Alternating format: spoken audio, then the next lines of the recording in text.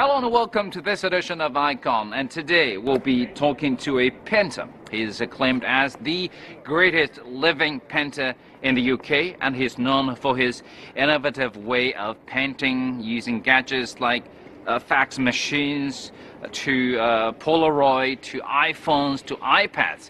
And he is in Beijing with his collection, The Arrival of Spring. All the paintings in this collection were actually painted using his iPad. And he is David Hockney.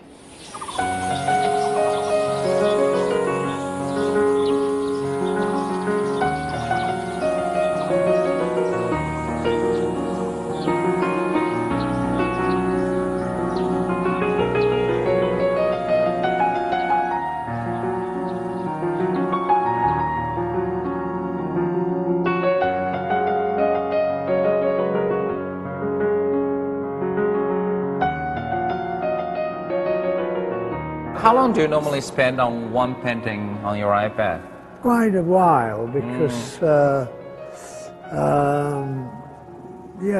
drawing is, you have to draw, you have to put layers down. Can you work on layers? Because it's basically a flat surface on iPad. Yes, but you still have to put things down first and second and third. Right. I mean, you do in painting, but on an iPad you really have to, I see. Yeah. You do have to see them printed. You do have to see them not just on an iPad. You do have to see it printed. Out of all these paintings, is there a favorite? I mean, this is a cliche question, but is there a favorite? Well, actually, this is the first time I've seen them. They look very good from a distance.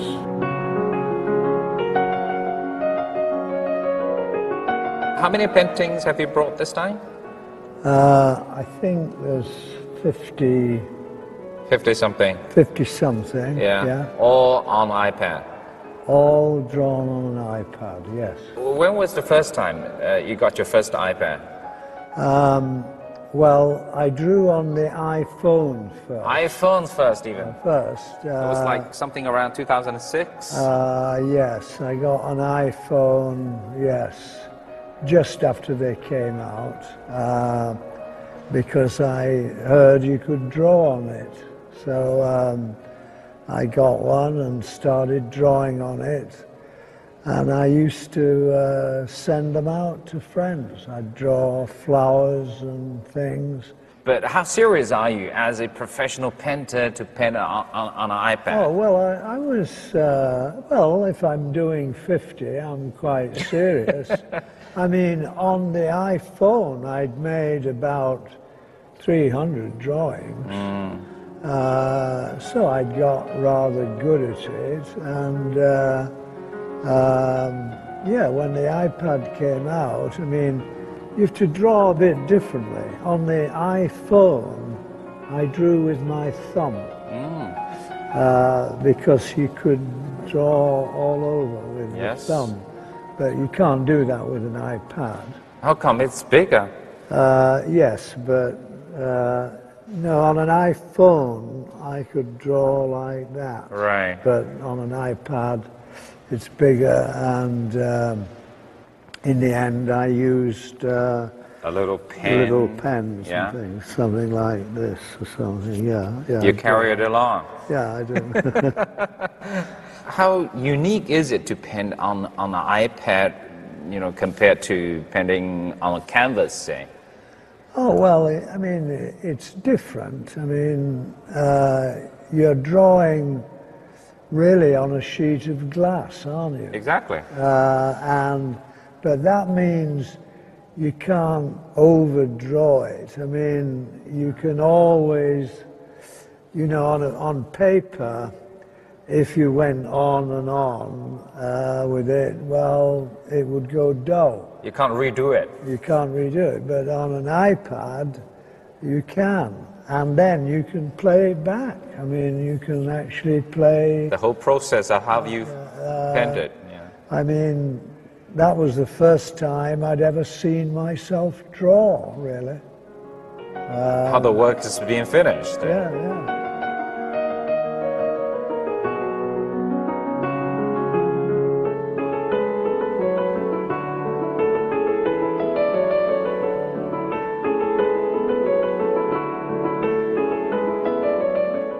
on the one hand, painting is painting. On the other hand, people also talk about the means you do the paintings on. So what do you think? I mean, how important is the means, is the medium that you draw in paintings? Well, I mean, there's limitations with every medium, actually. And there's limitations with an iPad, of course. But there's limitations with oil paint and anything else. I thought it was rather good, the iPad. I mean, I still do some. I still draw on it. Right. Yeah. You've tried all these new things, whatever is coming out. You've used fax machines? Yeah, yeah.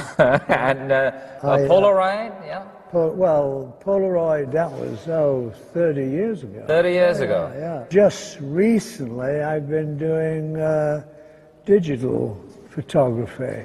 Exactly. Because that seems to me you can really alter perspective. You can do a lot more. I mean, I tried doing things with chemical photography before. But chemical photography, you have to print everything out and things. Digital photography is quite different. I mean, I did point out that the invention of photography was the invention of the chemicals. That's right. It's not the invention of the camera. The camera is a lot older. And the chemicals have now gone. The hand was in the camera before the chemicals. And the chemicals took the hand away. But now the hand is back in the camera because of the digits. You're saying we were in the wrong direction. We were too much relying on the external help like chemicals, not the internal help like our hands and our mind. Yeah. I think, well, the chemicals make it a single perspective picture. That's what photography was. But now, I mean, I've been playing with it recently, and I've done a lot of things that show you can alter perspective. You can do a lot more, a lot more. So what about all these gadgets? I mean, either fax machines or a Polaroid or... Well, I've always been interested in technology that has to do with picture making. Any technology, which means the camera, of course. The camera is a picture making device. Anything to do with pictures I like and I'm interested in.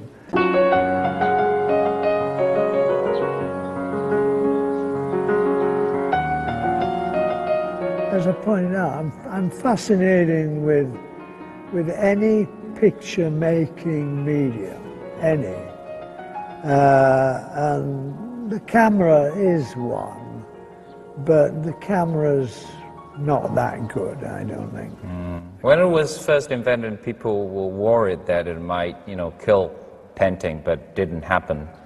It can't happen, actually. I mean, well, in China, it couldn't happen at all because painting is so different from it, isn't it? But in Europe, where, I mean, photography did come out of painting. I mean, they were using the hand in the camera before. Well, they weren't in China. I mean, European artists and Chinese artists are still similar. I mean, they're not just painting exactly what's in front of you. I mean, you are painting emotionally and things. Well, the Chinese artist is, the Japanese, every artist is, really. What about landscape? I would point out that they thought you couldn't paint landscape anymore. In Europe, they thought landscape painting was finished because it had all been explored. Well, I thought, no, it can't be, because you can't be tired of nature. You can't be. There's nature. You have to always to go back to nature, actually, to get anything new, anything fresh, I think. It's from nature, isn't it? That's where it will come. It's how you see the nature. Yeah. Landscapes are never new to Chinese painters for centuries now. Yeah, yeah. But the thing is, the perspectives are different. And for Chinese painters, traditionally, basically, it's not what you see in front of your eyes. It's what you see in your heart and your mind. And then they're trying to express something. People didn't really care about the perspectives and then they're standing on which point and if there is a shadow or what. But what we see in front of our eyes is not that certain, actually, I don't think. I mean, the photograph makes it look as though it is, but I think the photograph isn't that true anyway. Right. The photograph is a perspective picture.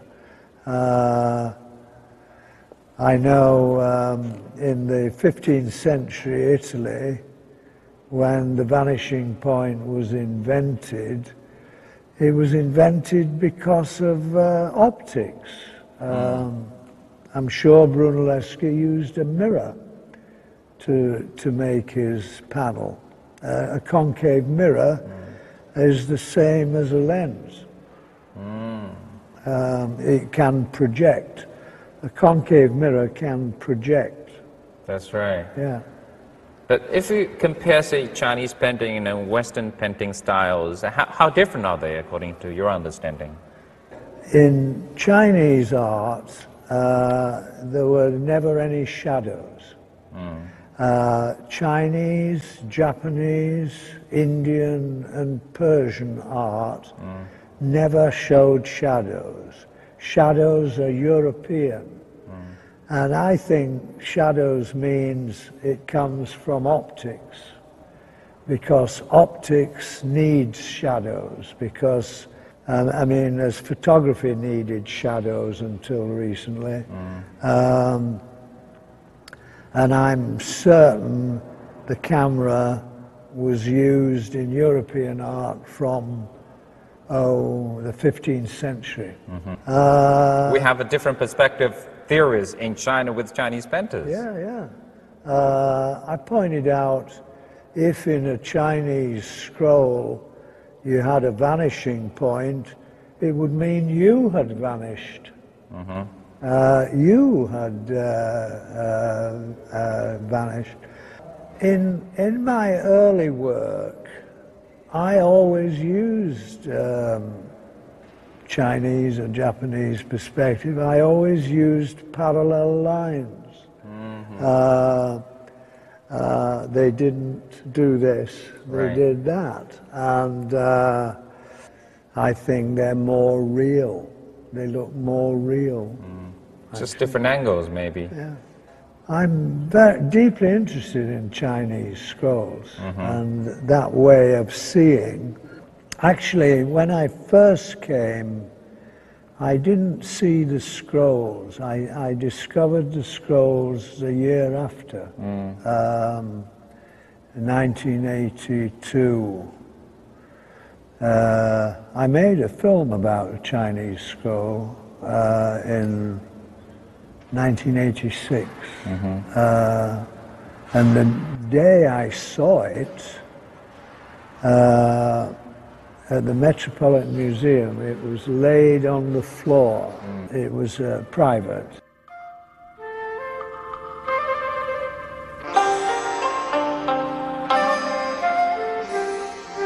We're going to make a journey down 2 Chinese scrolls under Western painting with this roll of film. Each of them has a different attitude toward time and space and therefore narrative. And they seem to add up to even another journey that I think we're still making. And we don't know where it will end. And that may be the real subject of this film.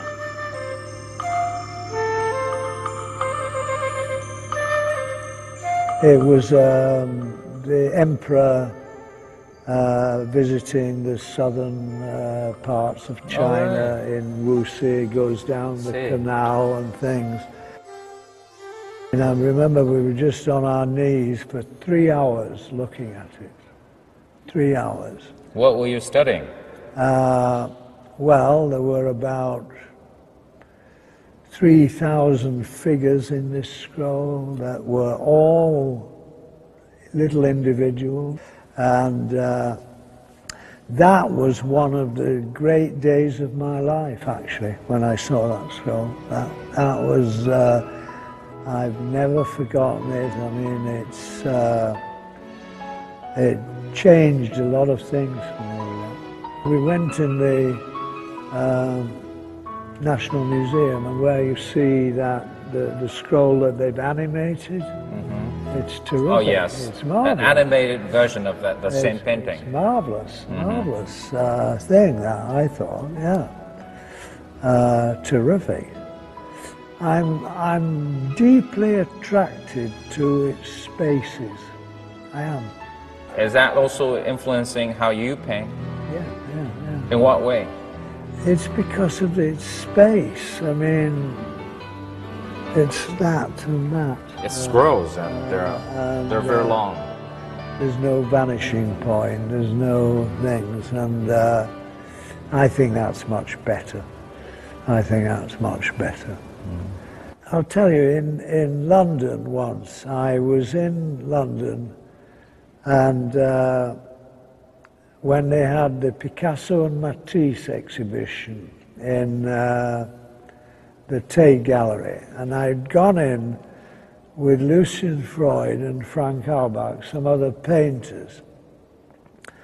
And when we came out of the exhibition, there were 2 big photographs on a wall, and they walked straight past them. But I thought, well, I'll look at these photographs. But I know photographs won't read across the room.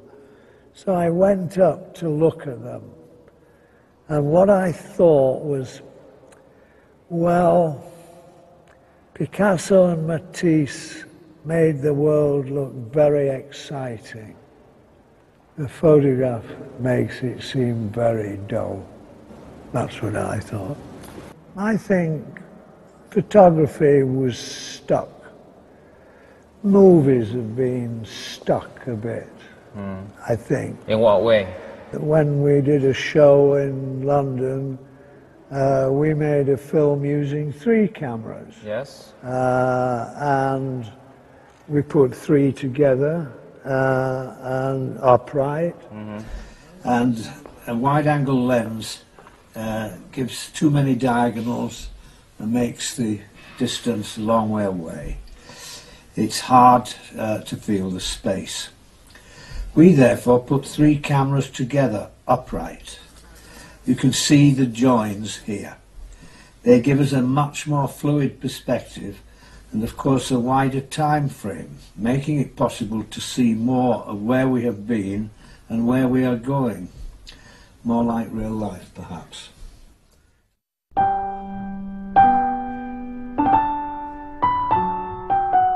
And I think it's a lot more compelling picture. You look at it, I pointed out, well, if you put 3 together, you can see more where you're going, you can see more where you've been. It's more like real life. We've also seen 2 installations of here in your collection, this time in Beijing, with like 18 smaller screens, the other one with about 9 screens. Yeah. Is that what you're trying to do with different angles? Yeah, I mean, each one is a separate film. This is beautiful. This is winter scene in Yorkshire. Yeah, Walgate, it's the same place. Yeah. Right. Just 9 mini screens taking the same shots from the same direction. Well, it's 9 separate films, though. It's rarely below freezing. I mean, it's never too cold, it's never too hot in England. In the afternoon, all the snow had gone from these branches, Right. It doesn't stay long there. Right. So we were out at 8:30 in the morning when it's just got light in the winter here. How long did you take to finish these shots? Well, this runs for about an hour and a bit, but it took us a while to set it up. I mean, you have to set up 9 cameras and things. It's all at the same time. Yeah. All cameras are working. At the same time. Yeah. Why can't we? I mean, just to have a wide angle, a big screen, and one picture. Well, I think 9 pictures are better than 1. I think so. Okay. Because when you look up there, I mean, there's 9 different perspectives here, aren't there? And if you think about it, I mean, our eyes move. Well, if our eye moves, there's thousands of vanishing points. That's what, I mean, the idea there's only 1, and that's what's the problem with photography, I think. That's why photographs look flat, I think. Eventually I did one with some jugglers, because movies have to have movement, of course. Right. Everything has to move, and I know that. And so juggling was a good thing because you always had movement in it. But everybody's a photographer now, aren't they? Absolutely, without phones, mobile phones. Everybody's got a mobile phone. You've been living in LA for many years, and over 30 years, I guess. Yeah. And you were born actually in Yorkshire. Yeah. How much are you influenced by these 2 different places where you've lived? I'll tell you, I went back to England in about, well, I kept going back to England, but I was being painted by Lucian Freud, who lived at the top of Holland Park, and I lived at the bottom. And I found myself walking up the park, and I realized it was spring. And I realized this was the first spring I had seen and observed in 20 years. And I enjoyed it so much. I thought, well, I think I'll go back and do something with it, because in LA you don't get the spring really. It's all summer, right? It's always. I mean, there's a few things come out in the spring, a few flowers, but you don't get the dramatic change that you get in Northern Europe. From the snow to the spring. I mean, it's a lovely, lovely thing, isn't it? The spring, actually. But it's all these scenes on this collection, they're all Yorkshire scenes, right? Yeah. And these are the works that you finished when you went back to Yorkshire.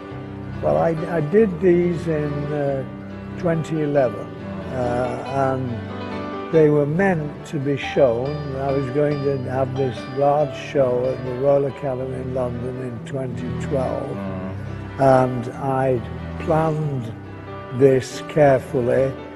When they asked me to do the exhibition, I did point out, they said, we'd like to do the exhibition in 2011, and I said no, 2012, because I wanted to observe 3 more springs, and I'm glad I did, because in North America the spring lasts about 2 weeks, and then it's the summer. That's right. But in England it's about 6 weeks. You see, it's a longer period before the summer really comes.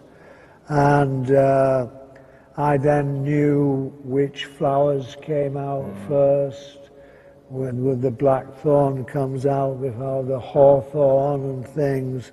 And I had to observe this, and so I was planning it for 4 years, really. But it's all about childhood memories, and you lived in Yorkshire for so many years anyway. But what was the reason for you to leave Yorkshire for LA in the first place? That was in 1964? Oh, yes. I mean, well, I first went to LA in 1964, and I thought, oh, this is the place to be. All sunshine, right? It's so different from Yorkshire. I thought, well, I'd always noticed in movies, in Laurel and Hardy movies, I had noticed the shadows on the ground, even though they wore overcoats when they were selling Christmas trees. And in Bradford, you didn't get many shadows on the ground because it was grey. There wasn't much sun. And so I realized, well, California seems to have a lot of sun. That's what I liked. And so I first went in 1964, and I loved it. And I stayed there then off and on. I'd go back and forwards. But in 1979, I decided I'd go and stay in LA. And so I went and stayed in LA. I could work there. I found a bit of difficulty working in London or even New York because you got too many visitors, too many people worrying you.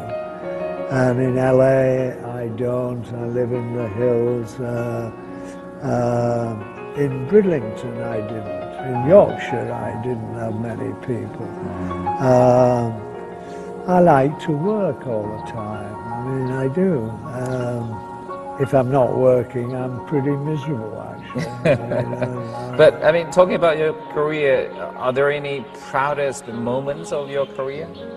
Actually, doing the work is the best thing of all. Doing the work, not having the shows. It's doing the work. The process. That's the life at its best, I think. I mean, I think the artist's life is the best life you can have, actually. It is. You'll never meet an artist who said he wished he'd been a banker, but you might meet a banker who'd wished he'd been an artist, wouldn't you? Absolutely. Yeah.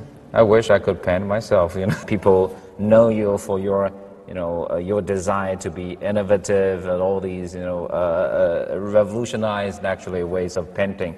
What do you consider as your biggest, say, achievements professionally? I don't know yet. I don't know yet. It's still to come. Still to come.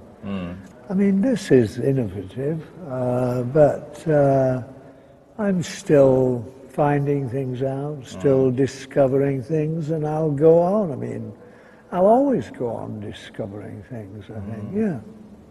Not just the subjects, also including the medium. The medium, yeah, the medium. What is your next collection? What is your plan? Well, portraits? Portraits, and I'm painting my garden in LA. I've just begun painting the garden. Right. Which I've only done one painting, but I'm going to explore that now. Yeah. Look forward to that. Very good. Thank you, Mr. Hockney, for your time. Thank you. Very good. Thank you. Yeah.